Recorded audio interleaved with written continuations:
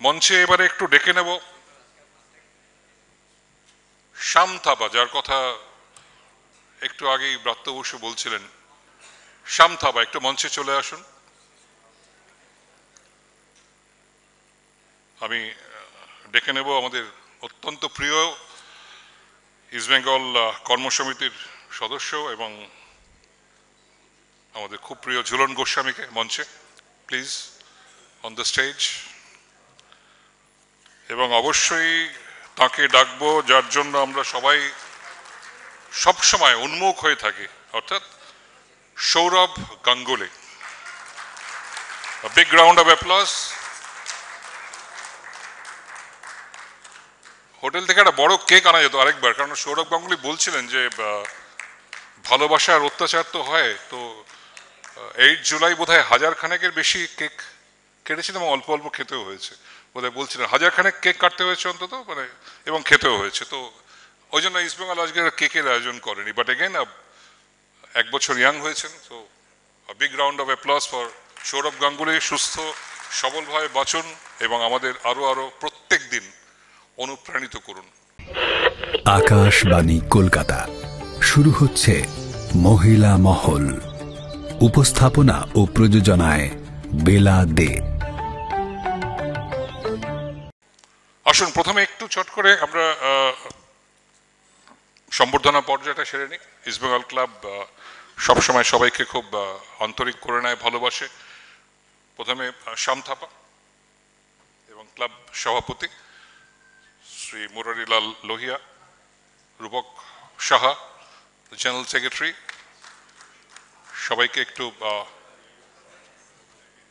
সম্বর্ধিত করুন। একটু ক্লাবের পক্ষ থেকে সম্মান জানানো হচ্ছে। Jhulan Goswami, Jhulan part of the family, east Bengal ক্লাবের কর্মসমিতির সদস্য ঝুলন, এবং শ্যাম থাপা। ধন্যবাদ মাননীয় সভাপতি এবং জেনারেল সেক্রেটারি রূপক সাহা। ওদের হাত থেকে এগুলো একটু নিয়ে নাও। হ্যাঁ, থ্যাংক ইউ। তো আসুন,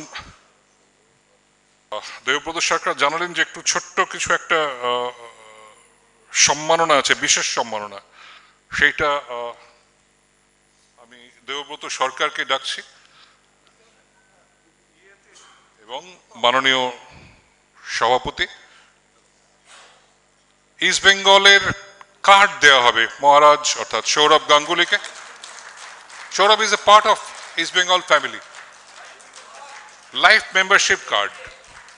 সৌরভের জন্য ভালোবাসায় আমরা সবাই আপ্লুত এবং সেই কারণে ইস্ট বেঙ্গল ক্লাব বা বিশেষ সম্মাননা জানাচ্ছে।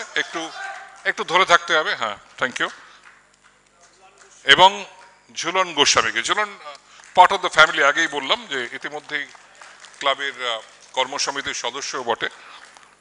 তো এই দুজন স্পোর্টস আইকন যোগ করলে কত হাজার রান হবে আমার মুখস্থ আছে, আপনারা বলতে পারলে ভালো।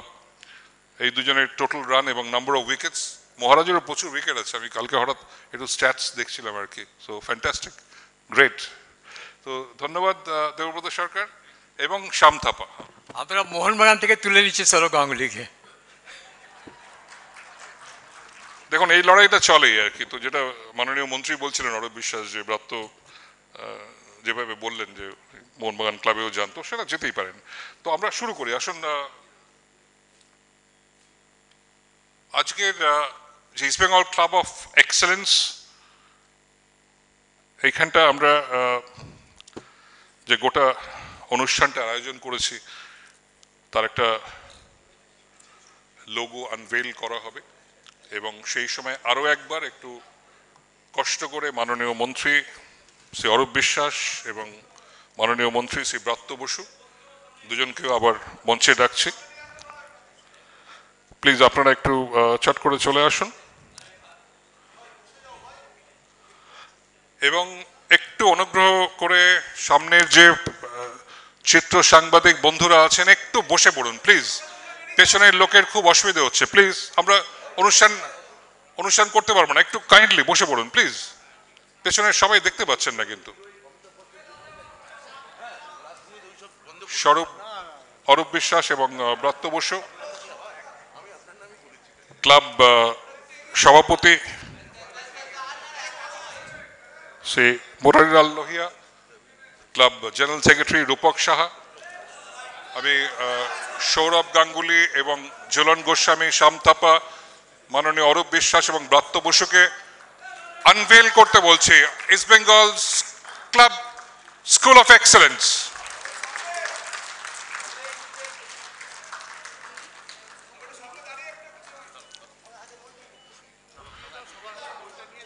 খুব তাড়াতাড়ি করতে হবে এবং একটা চমৎকার স্মারক পুস্তিকাও তৈরি হয়েছে যেটা সবাইকে দেওয়া হচ্ছে।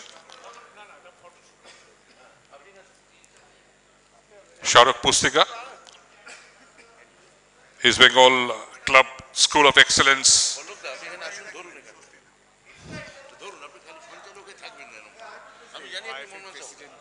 এবং আমি ডেকে নেব একটু শ্রী অজিত ব্যানার্জি, অর্থাৎ আমাদের খুব প্রিয় বর্দা, একটু চলে আসুন। আইএফের মাননীয় সভাপতি Shri Ajit Banerjee.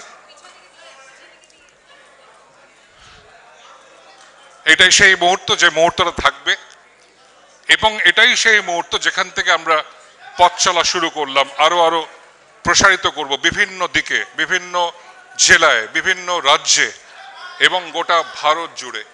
So let the good work begin. একটা কথা বলা হয়, ইফ ইউ ড্রিম বিগ, সেটা বলবেন সবাই। এবং ইস্ট বেঙ্গলের যে স্বপ্ন, সেটা যথেষ্ট বড় একটা স্বপ্ন তারা নিয়েছেন, যথেষ্ট কঠিন একটা উদ্যোগ, কিন্তু সফল হতে পারলে this could really be a game changer. প্রকৃত অর্থেই তাই হবে। উদ্যোগটা সার্বিকভাবে শুনলাম যে প্রায় 5 বছর ধরে প্রসেসে ছিল। হ্যাঁ, আমরা যখন প্যান্ডামিক ছিল, আমি রোজ প্যান্ডামিকে আসতাম ক্লাব, আমার সাথে কুট্টি, বুবু এরাই থাকতো। কোনো দিন এসে আমরা একটা প্ল্যানিং করতাম। এটা পল্টুদার একটা স্বপ্ন ছিল, সারা বাংলার ঘরে ঘরে একটা ফুটবল ঢুকিয়ে দেওয়া। তো আমরা ওই সময় একটা প্ল্যানিং করে ইন্টারনালি ওয়ার্ক করছিলাম। লাস্ট 4-5 বছর ধরে আমি নিজেও বহু জায়গায় করেছি, বহু মানুষ এখানে ছিল যারা এটা পার্টিসিপেট করেছে, কিন্তু আলটিমেটলি প্রোগ্রামটা আর এত দেরিতে শুরু হলো, যে কোনো কারণে সবাই দেখলো কেন শুরু হলো, যার জন্য পুরো প্রোগ্রামটা করা গেল না।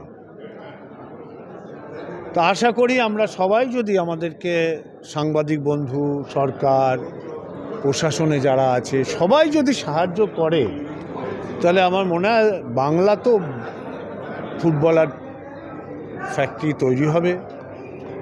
এরকম দেশ জুড়েই আমরা করতে পারবো। Extra time.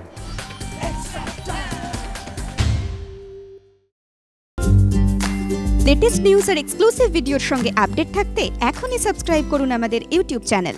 বেল আইকনে ক্লিক করতে ভুলবেন না যেন।